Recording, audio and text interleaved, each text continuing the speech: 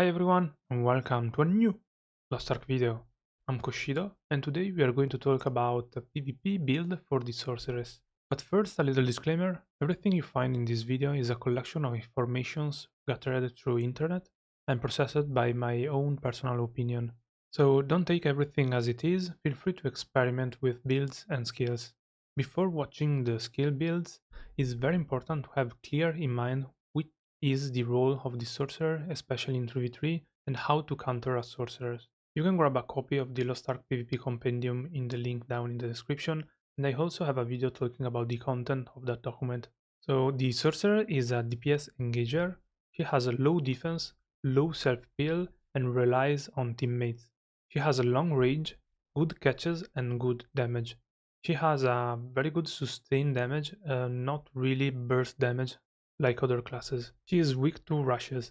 That means if people is trying to rush you, this is your weak point because you don't really have tools to deal versus rushers, and the only big tool you have is just run away, escape, and that means you will be very far away from teammates, so it becomes very difficult for your teammates to help you, to support you, to peel enemies for you.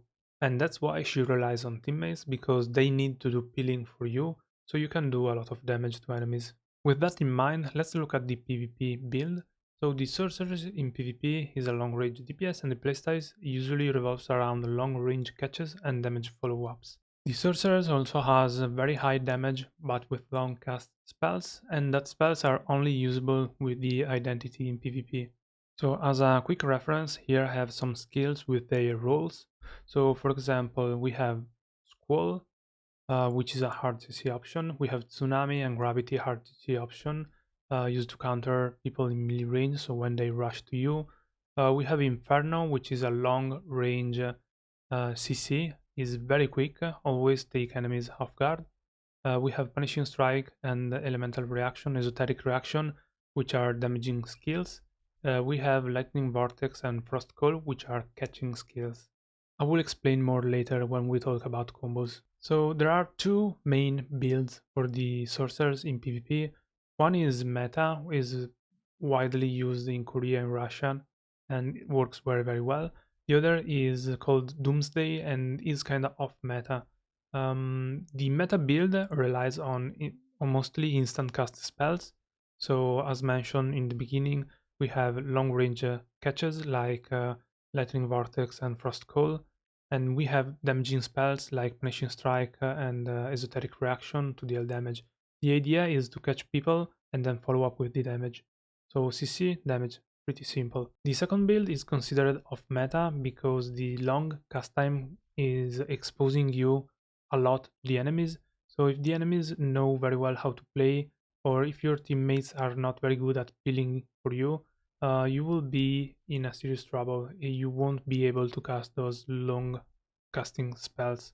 The names of the skill you find in the document are kind of off because they are taken from the Russian skill builder and the translation is kind of weird.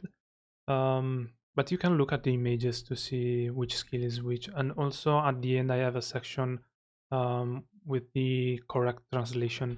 So the PvP meta build is using 750 swiftness, 249 domination, which increase the damage on CC'd enemies, and 1 critical. The 1 critical is used because 0 crit gives you no chance to deal critical damage. 1 point of crit is a super low investment and gives you a small chance to crit, which is always better than nothing. When you hit those crits, they actually can make the difference between win or loss in a match.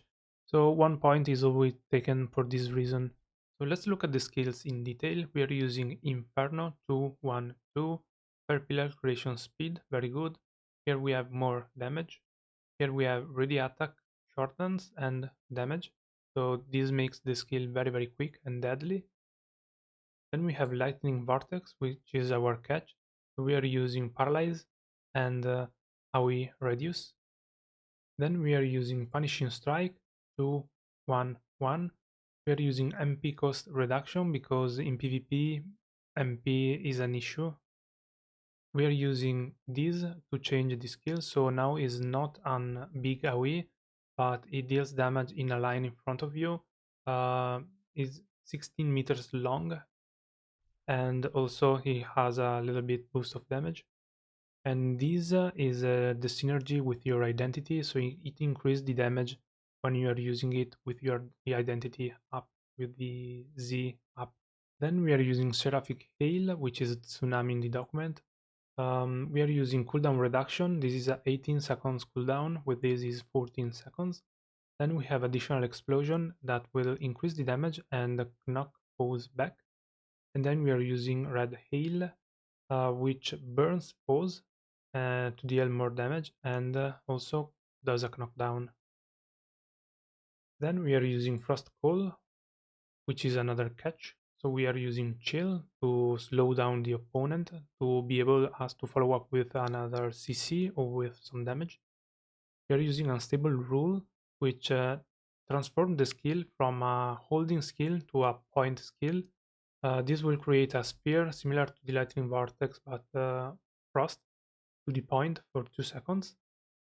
And then damage. This is also a good damaging skill, so you can follow up. If you catch someone with Lightning Strike, you can eventually follow up with Frost Call to do damage before going with Punishing Strike, for example.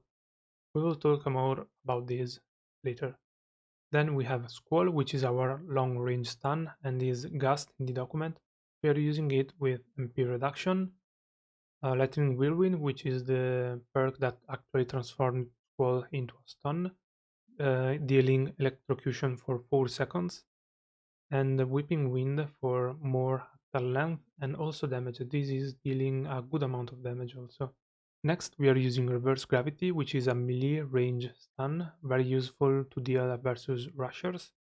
And we are using it with AoE Reduce and Lava Area, which will increase the damage and also will deal an explosion, blowing enemies away after the knock up, the lifting. Lastly, we are using Esoteric Reaction. This is damaging skills, and we are using it with cooldown reduction. The base cooldown is 24 seconds. More damage, and even more damage here, with some explosion reduction. Other good skills to mention are Ice Shower, or to deal with melee rushers, and Rime Arrow to deal damage. One last thing regarding the awakening skills, the blue one creates big spheres around you, and the red one creates some meteors that fall from the sky. You have to hit at least 5 to 6 meteors to pair the damage with the blue one, and this is why the blue one is always superior. Also, with the help of your teammates, you may be able to catch 2 or 3 people with the blue one. Meanwhile, with the red one, is more random. Back to the document, I'm not gonna spend time talking about the off-meta PvP Doomsday build. I'm gonna leave a link in the description to a video of Toffee Latte where he talks about this build. So if you want more detail about the off-meta build, you can check his video. But essentially, the concept is very similar, except you are using more longer cast spell that deals more damage. So you are trying to capitalize on the identity skill to cast those longer spells quicker and to deal more damage. And I'm not going to spend time talking about this build because I do think is not very good, especially for new players. This is not a competitive build, and this is not a playstyle I recommend to try out if you are approaching PvP for the first time. Let's talk about combos. First of all, Sorceress doesn't really have a combo. She has a lot of skills that can be matched together. Meanwhile, other classes have longer combo, 4 or 5 spell long combos, and the other skills are tools to be able to use that longer combo. In our case, as mentioned earlier, we have a few catches, we have a few stuns, and we have a few damaging skills. And essentially the concept is to catch someone, stun, and follow up with the damage. And this is the whole combo actually. So you have many ways to achieve this combo. And here I'm gonna show you a few of those combos I personally use in PvP. Lightning Vortex is a good catch. Good stun is one of our main catching tools.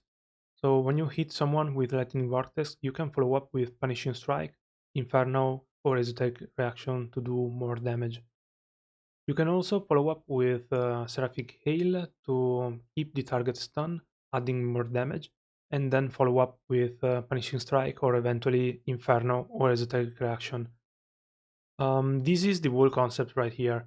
So catch, Lightning Vortex, catch, Seraphic Hail, CC, Punishing Strike, damage. You can switch Lightning Vortex for Frost Call, you can switch Seraphic Hail for other CCs, you can switch Punishing Strike for other damaging skills. Then we have Stun Blast combo, we have Squall, which is a stun, then we can follow up with Punishing Strike, because the stun lasts for 4 seconds, we have time to unleash the damage. And after Punishing Strike, I always like to follow up with Inferno, because Punishing Strike is also knocking up enemies, so you have time to place down a very good Inferno here to deal more damage. You can also try to catch people with Inferno, especially if you are seeing someone walking in one direction. You can place Inferno just a little bit far ahead him, and you will almost always catch him. So you can follow up with the stun and then Punishing Strike. If you manage to hit someone with Frost Call, which is a catch, you can follow up with Lightning Strike. Frost Call isn't really a stun, so it's a catch. So you can catch someone and follow up with a stun. In this case, Lightning Strike is a good follow-up. And then after Lightning Strike, you can follow up with Inferno, with Esoteric Reaction. Again, like earlier, you can follow up with Punishing Strike. And then if you hit someone with Inferno or eventually Esoteric Reaction, you can follow up with Punishing Strike or Inferno if you didn't use it earlier. Seraphic Hail also is a good CC. If you manage to hit someone with Seraphic Hail alone, you can follow up with Punishing Strike or Esoteric Reaction. And then if you want to follow up with Inferno, for example. Here I have also a couple of examples if you're using Doomsday eventually. If you hit someone with Ice Catch and then stun with Lightning Vortex, you can follow up with Doomsday. Doomsday is a super long casting spell, so you will be able to use it after a long stun, for example, Lightning Vortex and Squall. Explosion is similar. This is for the Doomsday build. If you're not using the Doomsday build, just ignore this. Another good thing is Ice Catch and Ultimate, because Ice Catch is slowing everyone, and then you can jump in very quickly to do the Awakening. But I suggest you to actually wait. Some teammates do stuns for you, and when you see 2-3 people stunned, you can just jump in and do the ulti. Then we have a few combo with Reverse Gravity. When you hit someone with Reverse Gravity, you can follow up with the Squall and then Punishing Strike, but I do prefer to follow up with Punishing Strike directly, because Reverse Call is a long knock-up, so you have all the time to follow up with Punishing Strike and then eventually Inferno or Esoteric Reaction. And you also have time to run away after dealing damage, so it's a very good tool against rushers. If you manage to hit someone with Frost Call, you can follow up with Reverse Gravity if you are in melee range and then follow up with damage. Also, you can just randomly throw Esoteric Reaction, which knocks up enemies. So if you manage to hit someone with Esoteric Reaction, you can follow up with a stun, Squall, or eventually Lightning Vortex, and then damage, Punishing Strike, Inferno. As two combos, as mentioned earlier, you can follow up Doomsday when you hit someone with a long stun, like Squall or Lightning Vortex, and is highly advised to use it with the Z meter, so with your identity up, so you reduce the cast time of Doomsday and you just don't expose yourself too much. Close the video, a few tips. Identity skills Z and X gives you tenacity, super armor. So this is something that not many people know and use. So if you are in a bad situation, you are about to get stunned and you don't have any super armor ready, you can use your identity skill to avoid being stunned. This is super useful. Also, channeling Doomsday, Punishing Strike, and Explosion gives you level 1 super armor, which is immune to flinch, and this means you can actually start casting those spells to prevent you to being flinched, and then before casting the skill, before closing the cast time, you can just run away, so you are not wasting the skill and you actually are immune to flinching. As mentioned earlier, I want to thank Stoffilate for the in-depth guide of meta Doomsday build. There is a link in the description and a link in the document. And I also want to thank Andy Stows for his combo vid for the Sorceress. And that's it for today's video. Let me know down in the comment if you need more details on something. I will be making a video with some PvP matches so you can actually see this build in play. Thank you very much for watching. Leave a like if you enjoyed the video, subscribe if you want more content like this, and see you in the next video.